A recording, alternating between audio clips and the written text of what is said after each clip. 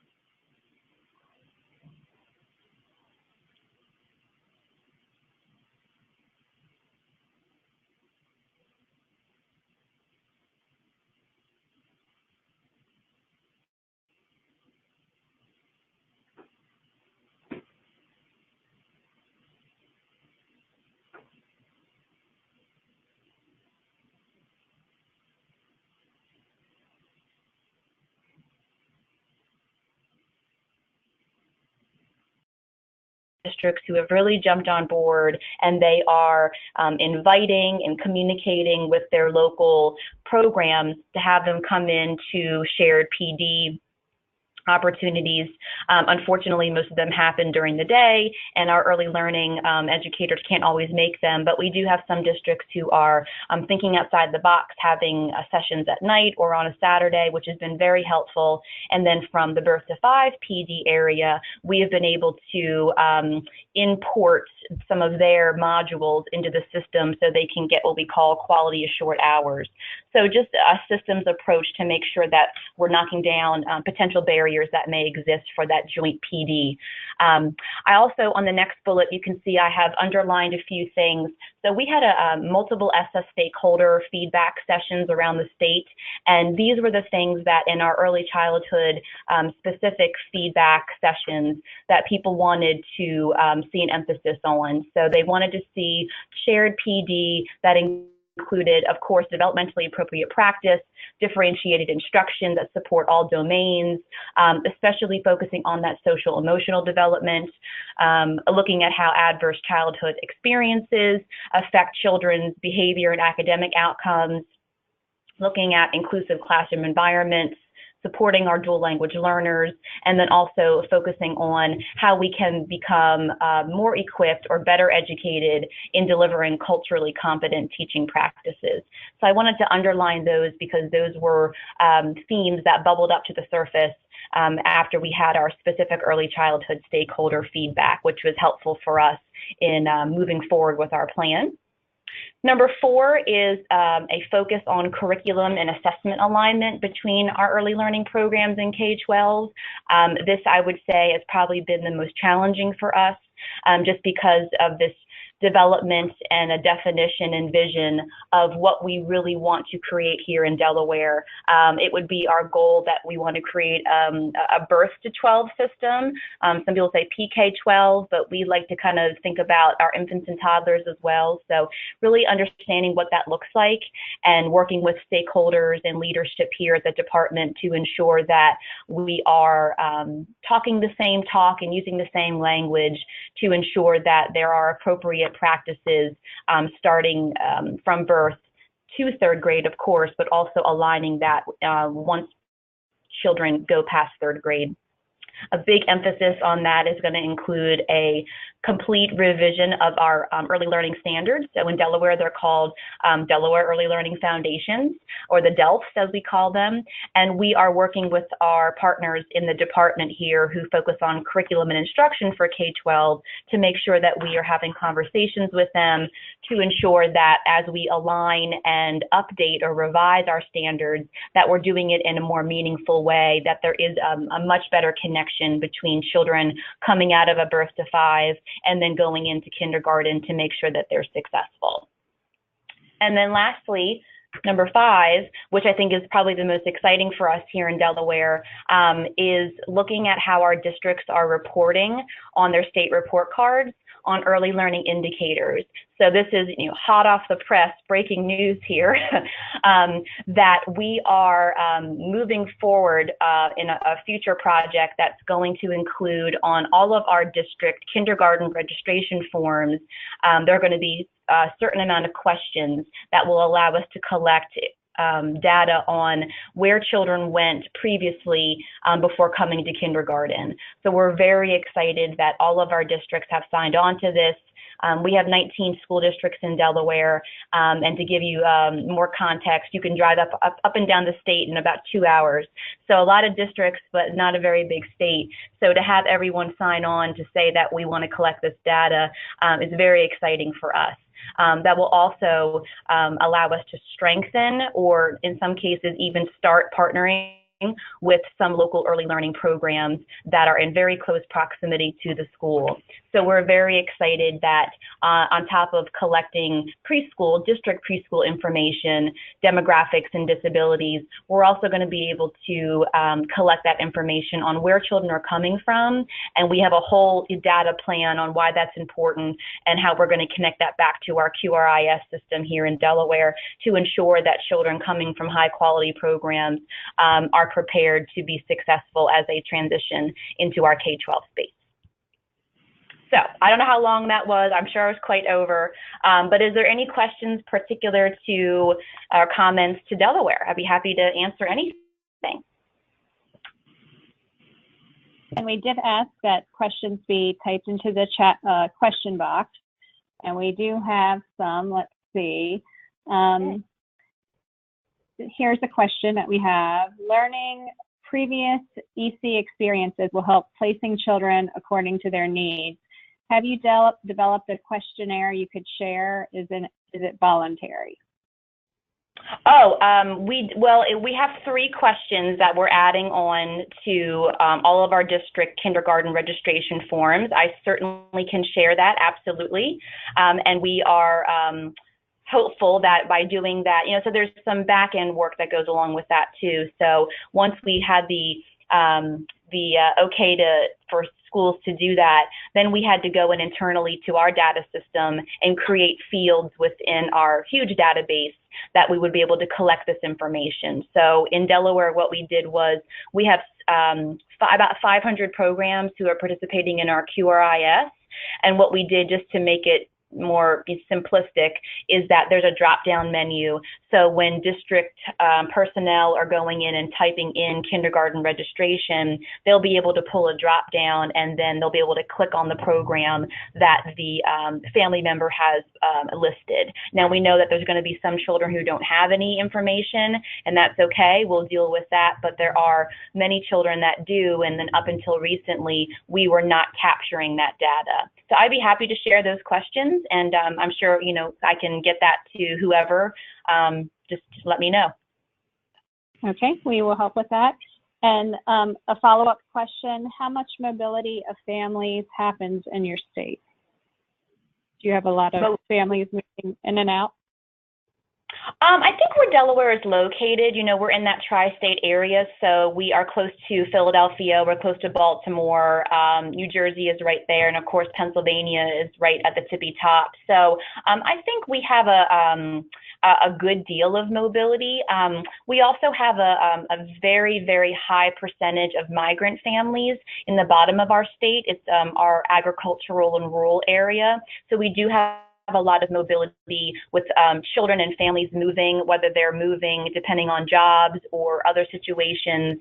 And we also have a very high English language learner population in that part of our state too. So we're anticipating that there are going to be children who come into our system who were not able to track as well as maybe some that have been here for a while. So I'd say it's not a major issue, but there definitely is mobility amongst our families. Absolutely. Okay, thank you, Kim. If we don't have any more questions for Kim, we'll move on. Thank you, Tracy. Now, let's move on to our duo for the afternoon. That's Cindy Koss and Sharon Morgan, and they represent the great state of Oklahoma, and will give us an update of their goals and policy priorities for early learning. Cindy? Thank you. Sharon? If you can go to the next slide, this is Cindy. So thank you so much for the opportunity to share some information about what Oklahoma is doing and how we have identified the importance of early learning in our ESSA plan. So Oklahoma included the ambitious goal for kindergarten readiness, and this also aligns to our State Department of Education strategic plan, and that is to align early childhood education and learning foundations to ensure at least 75% of students are ready to read upon kindergarten entry. And so our definition of ready to read means that children have the prerequisite skills needed to understand print, including meeting the needs of the whole child, cognitive, physical, social, language. And so our standards, which begin with pre-K vertically aligned to 12th grade, start with speaking and listening. And we know how important that is. So that is how we identify the developmental areas and approaches that we are really trying to build within our state. So ESSA state goals across grade levels include these particular categories: invest early, measure what matters, and empower student options. So I'm going to go through each of these just a bit. So investing early, it just is such a very important priority, and we have our new Oklahoma academic standards beginning with pre-K, and that's in English language arts and mathematics. So we are just beginning to build on those curriculum frames, and Sharon will talk about that more later. Over the decades, Oklahoma schools and communities have provided strong support for early learning initiatives. So we've been working on this, but in the recent years and with ESSA, I believe it's become apparent for all that this is where we're going. So this is a renewed focus on early childhood. The state also has many public-private partnerships under which 152 school districts offer pre-K through collaborations. So part of this is space. These are public partnerships so that they are aligned to our standards, they are following those guidelines and expectations, but they may be housed with Head Start, child care facilities, faith-based facilities, tribal early childhood centers, YMCA locations, assisted living centers, universities and career tech centers. And why that is so important is that 99% of our school districts offer pre-K programs, and some of them wouldn't otherwise have space if we didn't have these private partnerships. The assisted living centers, for example, where the young children are visiting with seniors and really developing some of those social skills, language skills, is really a way that is supporting universal pre-K throughout. The early years of a child's life, we know, are crucial for brain development, and so that's why we think these opportunities in those different settings actually helps our students. So the second part of that measure, what matters, we have a goal to develop and or identify an appropriate early learning inventory to determine kindergarten readiness. So we are working on that collaboratively with some of our private partners. In addition to efforts to support pre-K and kindergarten readiness, our state has a Reading Sufficiency Act, which outlines guidelines to follow to ensure students kindergarten through third grade have support structures necessary to become proficient readers. And these guidelines include tools for screening reading deficiencies, mechanisms for progress monitoring, and strategies for providing tiered interventions to students as needed. So evaluating student reading proficiency early offers our students an opportunity so that we can intervene early and provide that support. The expansion of Oklahoma's pre-K program is also supported with our partnership with Georgetown University researchers studying longitudinal data about the effects of universal pre-K, which has allowed us to keep it in our state system, to have state funding, and to continue to have our early childhood teachers have a degree in early childhood as a requirement. The study finds that all children benefit from Oklahoma's public pre-K, regardless of socioeconomic status or ethnic background, so really focusing on equity and access for our students. 99% of school districts offer pre-K, and 70% of 4-year-olds are enrolled. And with the studies have shown students in these early childhood programs typically perform stronger academically and also have fewer disciplinary programs as they move through their school. Empower student options.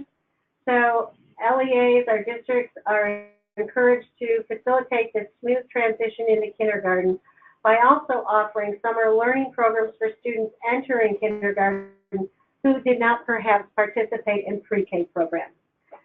We continue to leverage those private-public partnerships. One of our partners provided a full day to help us better understand adverse childhood experiences, and this has now become an initiative that we are working on statewide for those. Unfortunately, a state in high poverty has too many of those experiences for our children, and it's an important area to support. The ESSA initiatives, as we said, support that access and equity. And at the state level, the Oklahoma State Department of Human Services developed early learning guidelines for children ages birth through 5, which are implemented in child care facilities. And they are aligning those guidelines to our new Oklahoma academic standards for pre-K and with the National Head Start Performance Standards. So the hope is that this will ensure children, regardless of their experiences, have the same expectations for development of early learning skills to prepare them for school. Also, the public-private partnerships are really providing that support for the whole child, whether they are in some of these programs or are in community programs.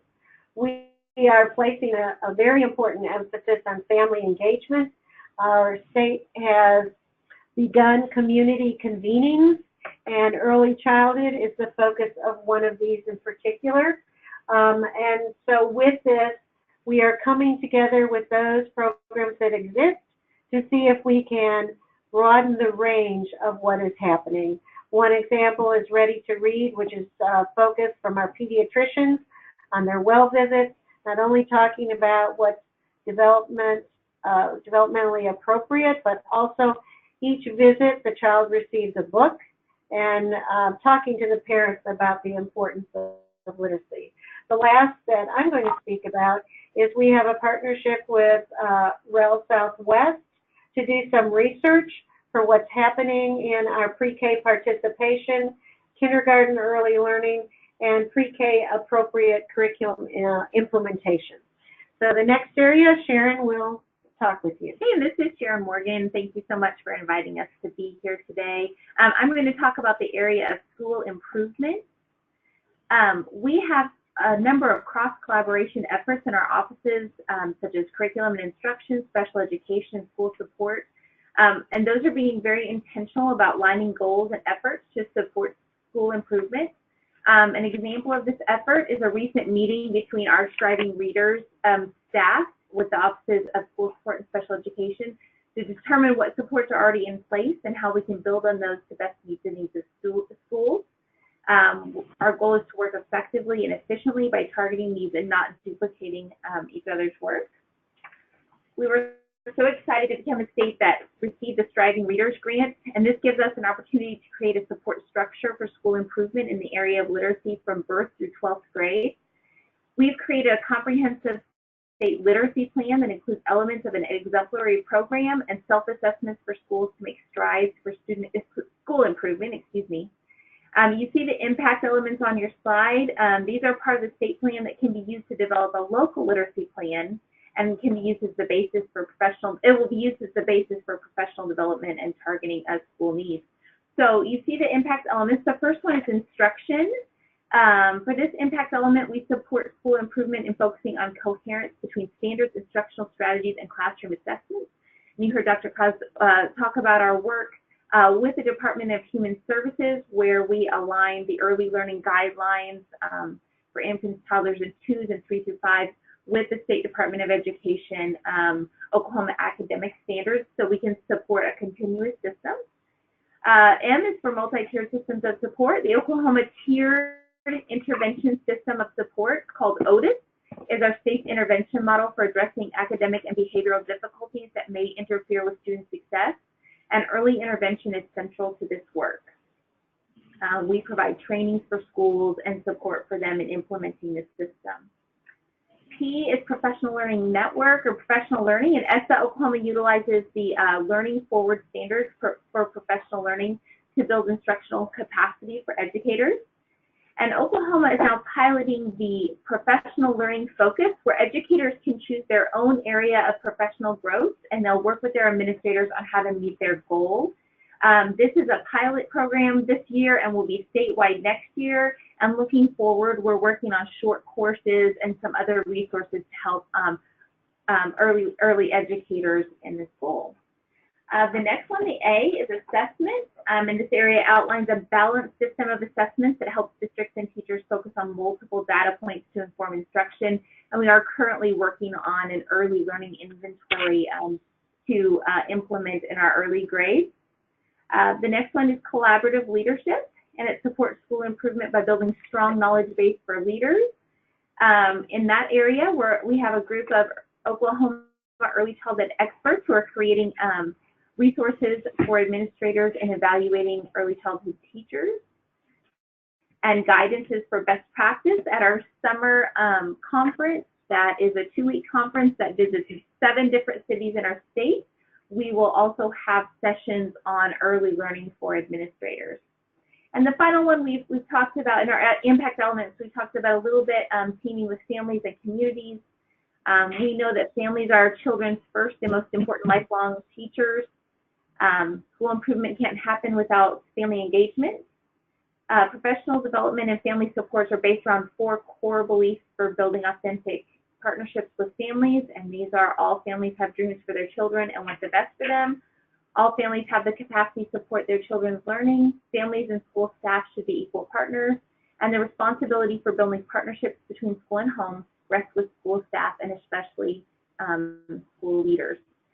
We are currently drafting family guides to help our families understand our Oklahoma academic standards and how to support them at home, and then working with community partners to build models for districts.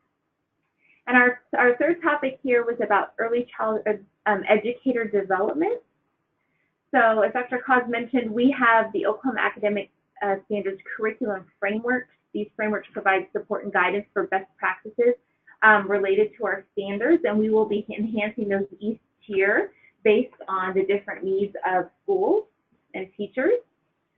And then we have targeted training for teachers pre-K through 3rd grade. All of the curriculum directors here at the State Department of Education are creating presentations and resources around the themes of formative assessments, aligning instruction to standards, and culturally responsive teaching, and how those different areas look in their content area. And then the specific targeted training for early childhood professionals will be purposeful play over the course of the year. And this is guiding educators on academically rigorous and appropriate practices in all areas of development for young children. At our summer conference at Engage, we'll have some introductory sessions about this. We'll have a fall conference with the theme of purposeful play, and then we'll continue with webinars over the spring so we can continue to communicate that message. Building career pathways. We're in the initial stages of developing career pathways, beginning with early childhood professionals. Legislation is now moving through the Oklahoma legislature for teacher career ladders in all grade levels, including early childhood. And the final one I've touched upon, but we are working on creating resources for administrators to support early childhood educators and working with administrative groups to really help our administrators understand what early learning should look like so they can support it in the classroom. All right. Thank you very much. We welcome any kind of questions.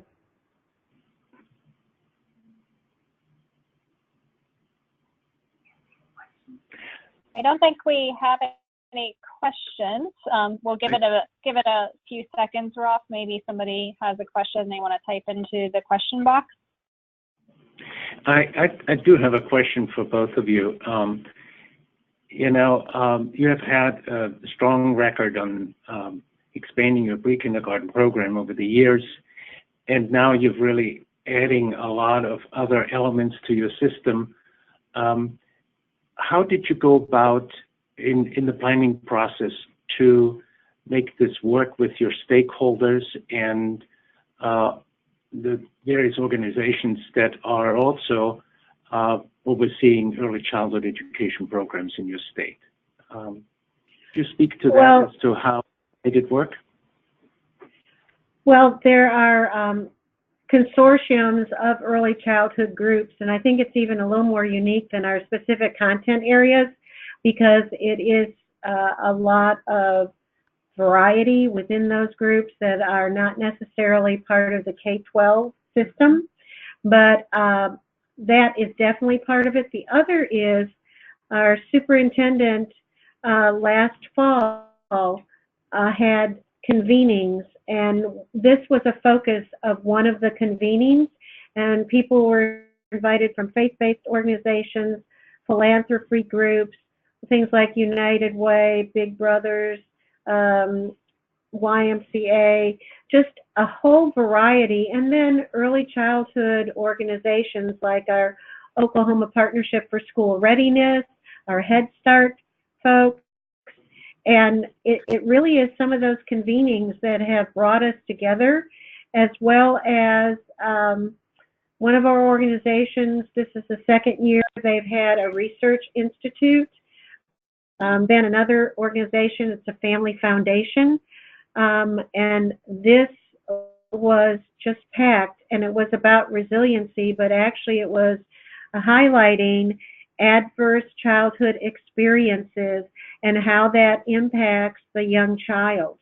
And the cross-section of that audience, I don't remember, 400 plus people, really are coming together for that work. So I feel as if we're kind of evolving through some of those convenings and the awareness of how important early childhood is. Mm-hmm. We've heard this from a number of other states, so stakeholder engagement definitely revised some of the plans or added components that were previously not in it. Yeah, so that's wonderful. Now let's move on to our final speaker. It's Elizabeth Alvis.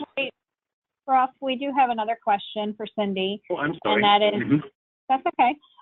Who worked on the development of the curriculum for the 2-week Early Learning Administrators Conference? Oh, this is Sharon Morgan. I will be working on that, and I'm also working on that with our Office of Teacher Leader Effectiveness. So the Executive Director, J.C. Smith, she is a wonderful resource that was a secondary person that became a principal of a early childhood center, and so we will be working together on that to talk about what administrators need to know about early childhood education. Okay, great. Thank you. Thank you. Yeah. Then let's move on to our final speaker, and this is Elizabeth Alvis from Tennessee. So please take it away, Elizabeth. Thank you, Ross, and thank you to my other state colleagues. It's a pleasure for me to be here with you as well to share some updates on our work here in Tennessee. Like Delaware and Oklahoma, we here in Tennessee are deeply committed to our early learning work, and I think we've really significantly elevated the importance of early foundations and literacy as a key lever in our state's ESSA plan. Our work is focused on a birth to grade 3 continuum and encompasses several key strategies, a few of which are highlighted on our slide, and then I'll talk a little bit more in detail. But before I do so, I think it's important to provide a little bit of context to understand the work that Tennessee is engaged in. As many of you may know, Tennessee has had a voluntary pre-K program in the state for decades now, since the 1990s, and it was the focus of the Vanderbilt pre-K study, which was published in 2015. And that study assessed the extent to which our voluntary pre-K program prepared students for kindergarten and whether or not this early intervention continued to have a positive impact on student learning through the early elementary years. And for those of you who may not be familiar with the study, what the researchers found was that children coming out of Tennessee's voluntary pre-K programs began kindergarten more ready than their counterparts who had not participated in VPK. However, the study found that these early gains began to diminish in kindergarten and were actually entirely reversed by the end of second grade, with our VPK students performing significantly lower than their non-VPK peers. And so while this study raised a lot of questions, about why these early pre-K gains and achievement did not sustain beyond kindergarten, it really did not provide any clear explanation for what was happening. And actually, it raised a lot of questions about the return on investment for voluntary pre-K in Tennessee. So it was had a significant impact on our work and really has influenced where we have gone since then. But at the same time the study was released, we were also assessing our student outcomes, particularly in the area of third grade reading. Tennessee has experienced some significant gains in student achievement over the past 5 or 6 years. And basically virtually every academic subject and grade band, and actually making us the fastest improving state in the country on NAEP in 2014. But our reading scores were stagnant and in some instances were actually declining. At the time, in 2015, at that time, only 43% of our third grade students were reading proficiently on the end of the year state assessment. And when we looked at our historically underperforming subgroups of students, there were stark achievement gaps present there as well. So when we took the Vanderbilt study and our reading performance together, it really highlighted an instructional need in the early grades. And this has really been the focus for our work that's articulated in our ESSA plan and our state strategic plan, and is really calling for strong alignment along that birth to grade 3 continuum.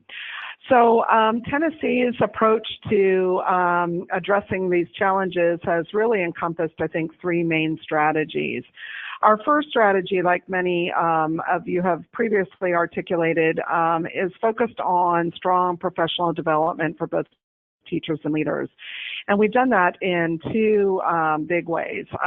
First, we have developed what we're calling the early learning model training, and this has been targeted to leadership teams from each district across the state, and it's specifically targeted at pre-K and kindergarten to ensure high quality, developmentally appropriate instructional practices in classrooms and strong transitions between the grades. And we found that this has really been significantly important for us, as we found that many of our leaders and even many of our early childhood teachers do not have an early childhood background. So we've really focused quite a bit on building that content knowledge and expertise. The second key professional development focus has been our Read to Be Ready K-3 literacy initiative.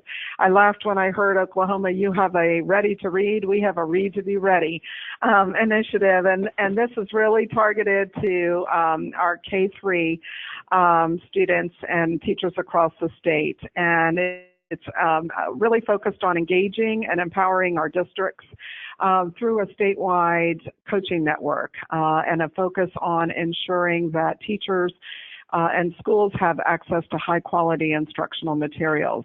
And we're just completing our second year of work in this area and are very excited by some of the very positive shifts in practice that our evaluation team is observing and sharing with us. And we think these are really leading indicators to some of the improvement in student achievement that we hope to see later this spring on our end-of-year assessments.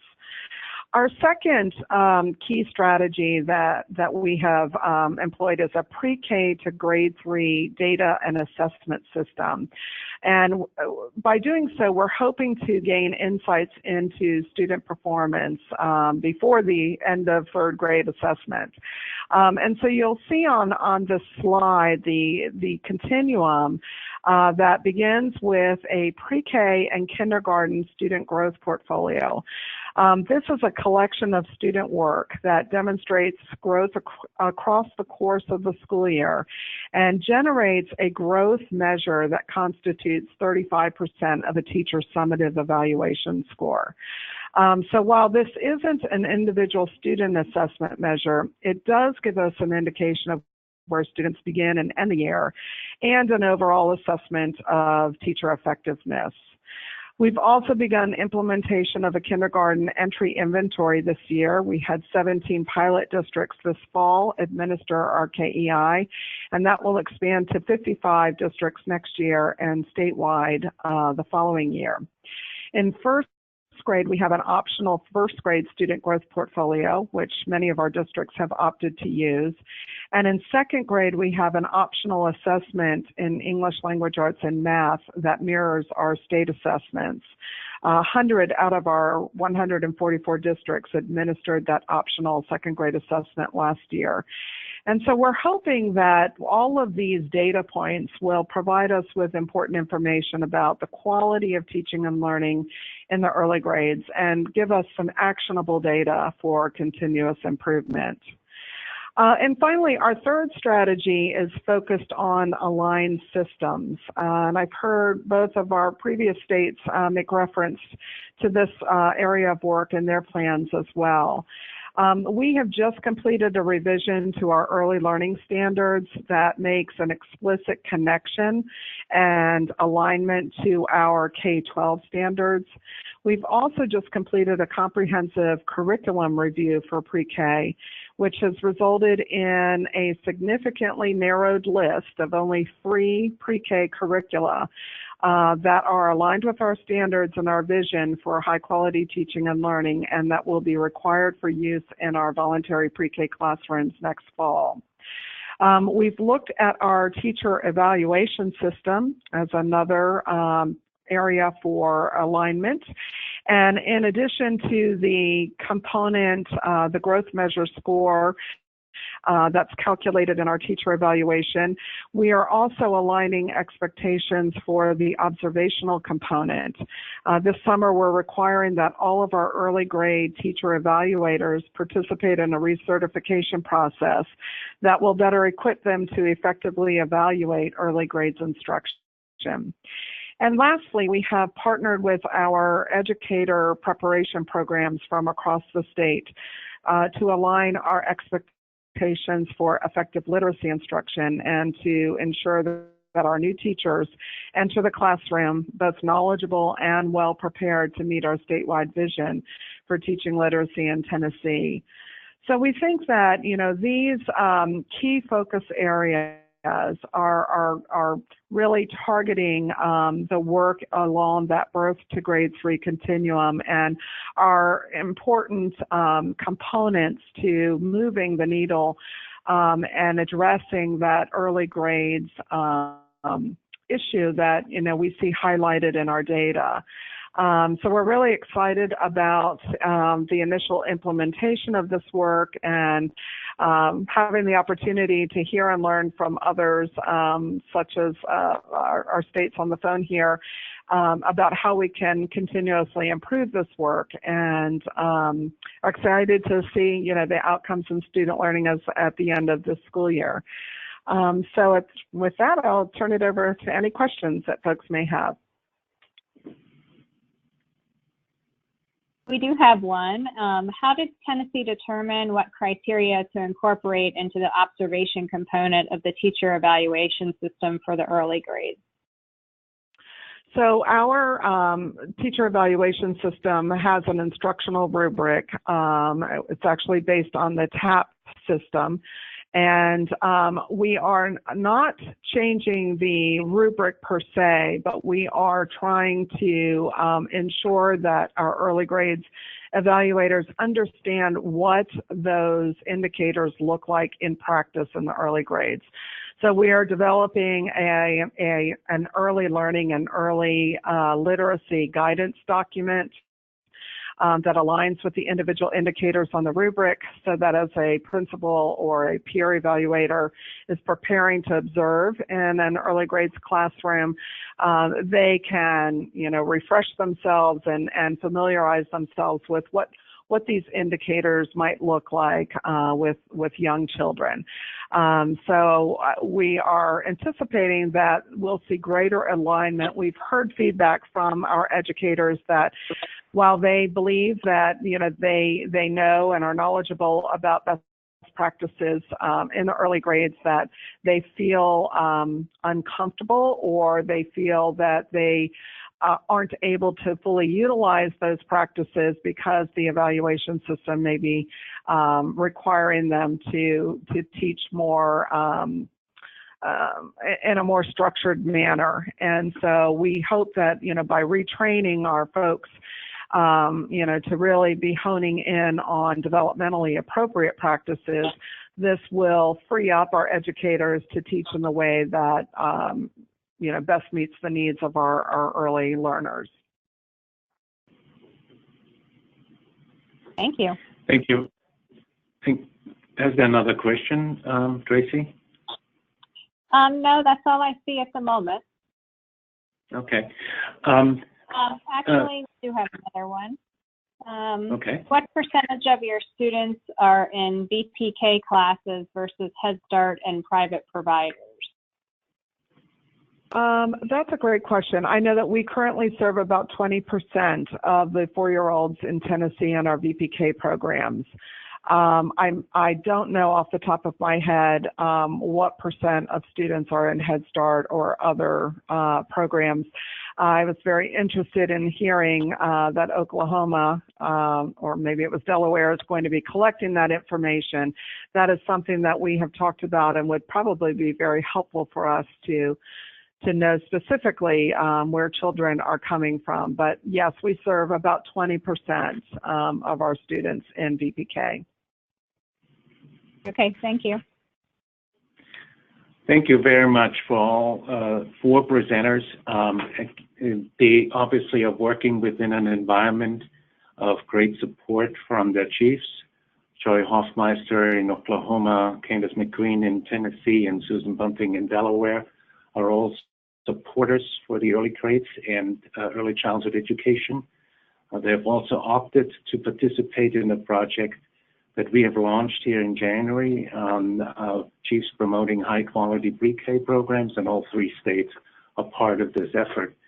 For the last few minutes that we have on our webinar, I would like to provide some resources that you can access either on our website or on websites of other organizations that have focused in on similar kind of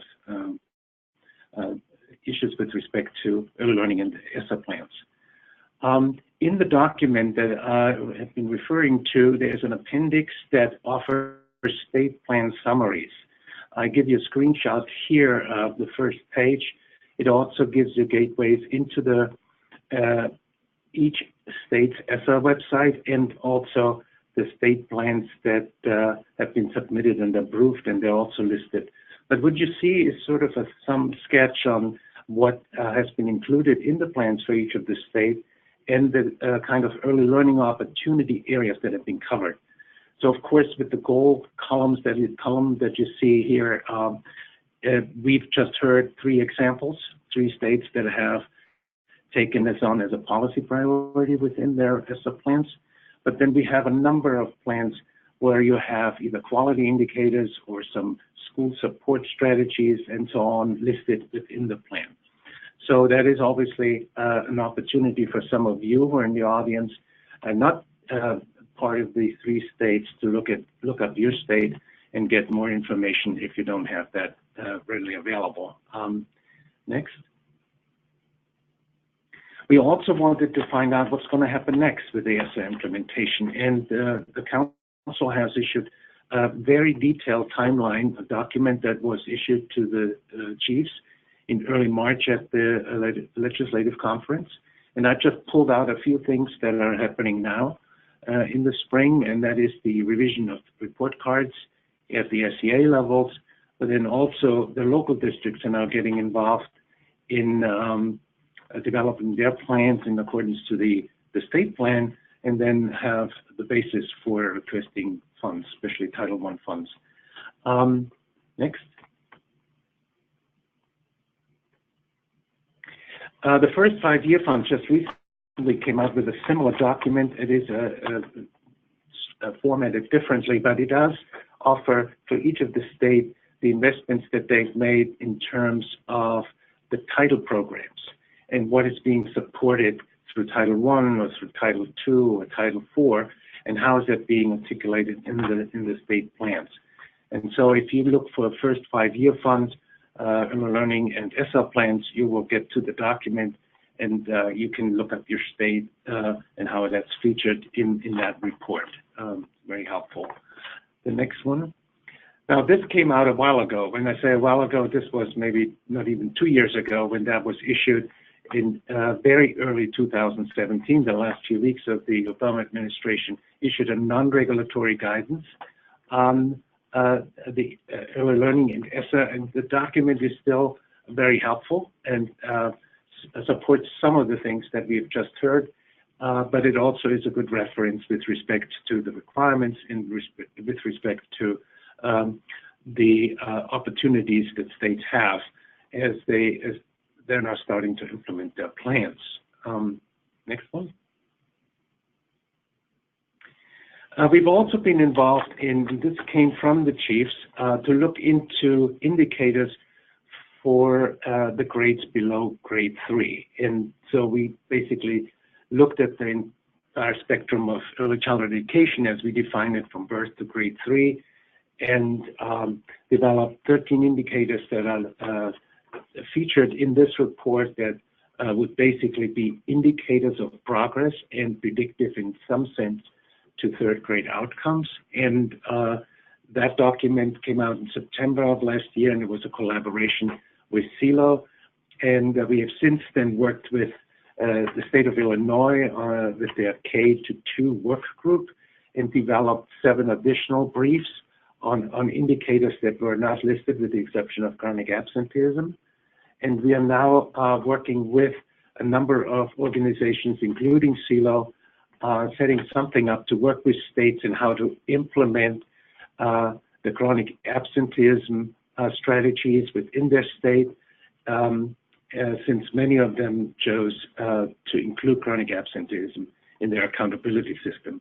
And what we're going to emphasize is how you can just impact very early on in the early years the trajectory of chronic absenteeism by support systems that schools can set up in collaboration with community groups and others. Next. Then we worked with the National Head Start Association on a toolkit for the ESSA requirements regarding formal agreements between the local education agencies and Head Start and other early childhood programs if feasible. This document is full of examples on how to draft an MOA, what to include, how the SEAs can support local districts in developing these plans, and how they work them into the needs assessment process. So this is a good resource, and we have 14,000 districts out there that are to some extent engaging in some of that work in establishing these formal agreements. We hope that this is going to strengthen the alignment between the birth to K community with K to 12. Next. And then if you would like to have more information, or if you have any questions, please contact me. Email address and phone number is right there. So are there any questions, Tracy? Any final ones that we can address? I don't see any on here. Ross, we might give it a minute or so just to see if anybody wants to type something in. So in the meantime, I do want to thank again the presenters today and basically gave us a wonderful overview of what they're engaged with and embarking on in their state. And it seems to me that this whole idea of early learning that was reflected in the legislation, at least in these 3 states and many others, has really found its way into the plan. And to me, after so many years working in the state education agency and working on this issue of early learning, it is a very hopeful sign. And I want to thank everybody who has joined us today. And please stay in contact, and we'll see each other again in Austin in early June. Have a wonderful day. Thank you. Thank you. Thank you. Thank you. Yeah. Thank you, everyone.